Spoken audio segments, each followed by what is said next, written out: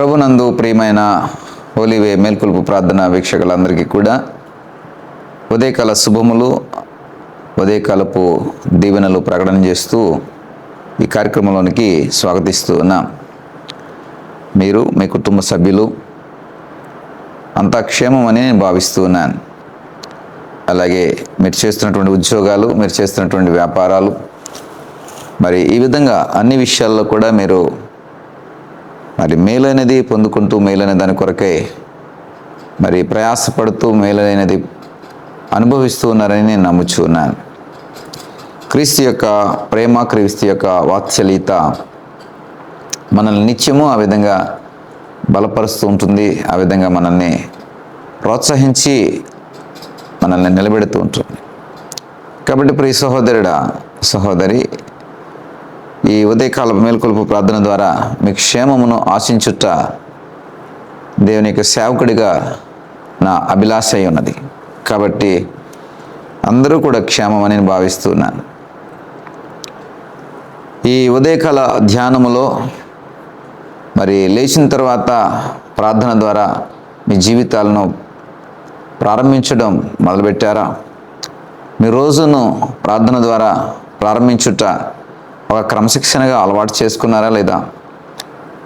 ప్రార్థన చేయటం ద్వారా మీ అనుదిన కార్యక్రమాలు, దైవికమైనటువంటి కార్యక్రమాలు ఇవన్నీ కూడా ప్రార్థనా పూర్వకంగా ప్రారంభిస్తున్నారని నమ్ముచున్నాను. ఎందుకంటే ప్రతిరోజు మనకి ఒక ఛాలెంజ్గానే ఇవ్వబడుతుంది. ప్రతిరోజు మనకి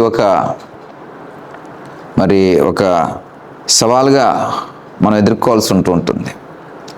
ఎందుకంటే ఉదయం లేచిన దగ్గర నుండి మరి ఉరుకులు పరుగులతో మన యొక్క రోజులు గడుస్తున్నాయి.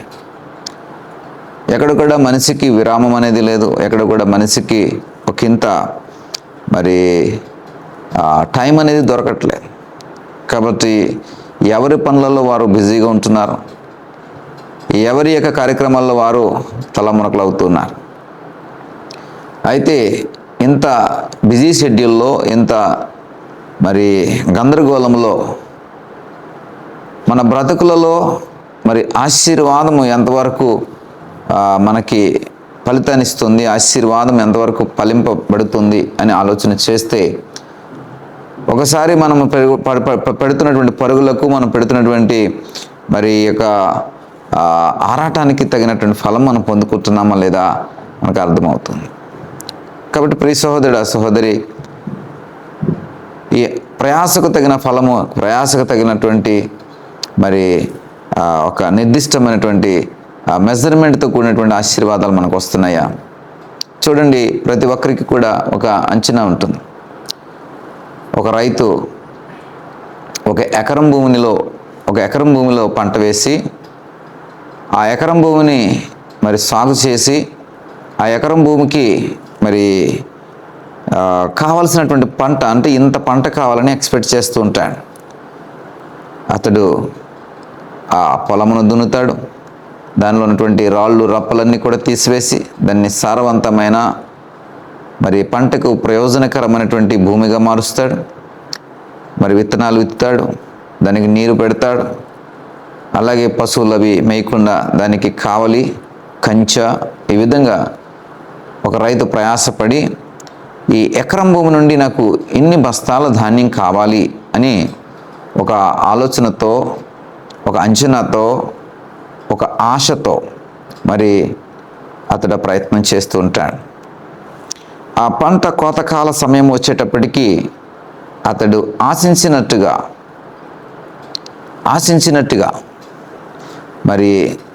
కోరుకున్నట్టుగా ఆ ధాన్యము దిగుబడి వస్తే ఆ రైతు సంతోషించడమే కాదు, తన యొక్క ప్రయాసకు తగిన ఫలము తాను పొందుకున్నానని ఎంతో ఆనందాన్ని వ్యక్తం చేస్తూ ఉంటాడు. ఒకవేళ ఆ పంట సరైన దిగుబడి రాకపోతే, అరే నేను ఏమి తప్పు చేశాను, ఏమి లోటు చేశాను, ఎందుకని పంట ఇలాగ పాడైపోయింది, ఎందుకని దిగుబడి రాలేదు, సరైనటువంటి సారవంతమైన భూమిగా నేను దున్నలేదా, నీరు పెట్టలేదా, లేకుంటే సరైన విత్తనాలు వేయలేదా, సరైన ఎరువు వేయలేదా, లేకుంటే ఎక్కడ నా లోపము, పశువులు మేసివేశాయా, లేకుంటే ఋతువుల క్రమములో మరి ఆ ఋతువులకు తగినటువంటి పంట వేయలేదా, కాలాలకు తగినటువంటి పంట వేయలేదా అని ఆ రైతు ఎంతో మదన పడిపోతాడు ఎప్పుడంటే తగిన ఫలము రానప్పుడు. కాబట్టి బేరు చూసేసుకుని తన యొక్క పంట యొక్క స్థితిని అంచనా వేసుకుంటూ ఉంటాడు. పక్క పొలాల్లో చూస్తే చక్కటి పంట చక్కటి పంట, చక్కటి దిగుబడి, చక్కటి ధాన్యము లేదా చక్కటి ఫలాలు పక్కన ఉన్నటువంటి రైతులు వారి యొక్క పొలాల్లో మరి కలిగి ఉన్నారని చూసి ఇంకా దిగులు పడిపోతాడు. అరే నాకెందుకు రాలేదు? ప్రియ సహోదరుడా, మరి లోపం ఎక్కడుంది, ఎందుకు ఇలా జరిగింది అని ఆ రైతు పరిశీలన చేసుకోవడము, తనకు తను ప్రశ్నించుకోవడం మొదలు పెడుతూ ఉంటాడు. అంటే ఆ ఎకరము భూమికి ఇంత ఫలము రావాలి, ఇంత ధాన్యం రావాలి, ఇంత కొలత రావాలి, ఇక ఇంతటి పరిమాణములో నేను ఆ ఫలాన్ని పొందుకోవాలని ఆ రైతుకి ఎంత ఆశ, అంచనా, మరి ఆ యొక్క ఏమంటారు దాన్ని, ఒక కోరికతో దాన్ని ఏర్పాటు చేస్తాడు. అలాగే క్రీస్తునందు మనము వెత్తబడుతున్నాం, క్రీస్తునందు మనము నాటబడుతున్నాం, క్రీస్తునందు మనము మరి అభివృద్ధి చెందుతున్నటువంటి వారుగా ఉన్నాం. అయితే మన యొక్క ఫలము లేదా మనము ఎలాంటి ఫలితాలని కనపరిచే వారంగా ఉన్నాం, మనము ఆశీర్వాదాన్ని ఒకసారి మెజర్మెంట్ చేస్తే కనుక మనము తగిన ఫలము, తగిన ఆశీర్వాదం పొందుకుంటున్నామా లేదా పరిశీలన చేయాలి. తగిన ఫలము, తగిన ఆశీర్వాదము మనము తగిన రీతిలో పొందుకుంటున్నామా లేదా పరిశీలన చేయాలి. ఎందుకంటే ప్రియ సహోదరుడు, సహోదరి, ఆ యొక్క పరిశీలన మనము చేసినప్పుడు మన ఆధ్యాత్మిక జీవితములలో ఎందుకని మనం వెనకబడిపోతున్నాం అనే ఒక అంచనా మనకు వస్తుంది. ఒకవేళ సరైనటువంటి ఆశీర్వాదంతో ఉన్నామా, దాన్ని కాపాడుకోవచ్చు, దాన్ని చక్కగా నిలబెట్టుకునే ప్రయత్నం చేయొచ్చు, దానిని ఇంకా అభివృద్ధి పదములోనికి నడిపించడానికి ఏ విధంగా చేయాలో మనము దైవికమైనటువంటి సూచనలు బట్టి ముందుకు కొనసాగవచ్చు. ఒకవేళ ఆశించినటువంటి ఆశీర్వాదము, ఆశించినటువంటి దీవెనలు మనం పొందుకోలేకపోతున్నామా, ఎక్స్పెక్టెడ్ చేసినటువంటి ఆ బ్లెస్సింగ్స్ అనేవి మనకు రావట్లేదా, నీ దైవభక్తికి తగిన ఆ మెజర్మెంట్, ఆ పరిమాణం కొలది వరాలు నీకు ఇవ్వబడతలేదా అంటే ఎక్కడో ఏదో లోపం జరుగుతుంది. ప్రియ సహోదరుడు, సహోదరి, ఒకసారి మనం పరిశీలన చేసుకోవాలి. ఈ ఉదయకాల సమయంలో మరి ఒక దైవికమైనటువంటి ఆలోచనతో మనము మన యొక్క స్థితిని పరిశీలన చేసుకుందాం. మన ఆశీర్వాదములు ఎలా ఉన్నాయి, మన యొక్క దీవెనలు ఎలాగున్నాయి, మన కుటుంబ పరిస్థితులు ఎలాగున్నాయి, మన బిడ్డల పరిస్థితులు ఎలాగున్నాయి, వారు ఏ విధమైనటువంటి క్రమశిక్షణ కలిగి ఉంటున్నారు, ఏ విధమైనటువంటి దైవాత్మను కలిగి ఉంటున్నారు, ఇవన్నిటినీ కూడా మనం పరిశీలన చేసి గమనించవలసిన వారం. కాబట్టి ప్రియ సహోదరుడా, నిర్లక్ష్యమొద్దు. వెంటనే మనము దానికి తగిన ప్రికాషన్స్ మనం తీసుకుంటే, జాగ్రత్తలు మనం తీసుకుంటే, వెంటనే ఎలర్ట్ అవ్వగలిగితే గనక ఆశించినటువంటి పంట ఆ రైతు కోయగలుగుతాడు.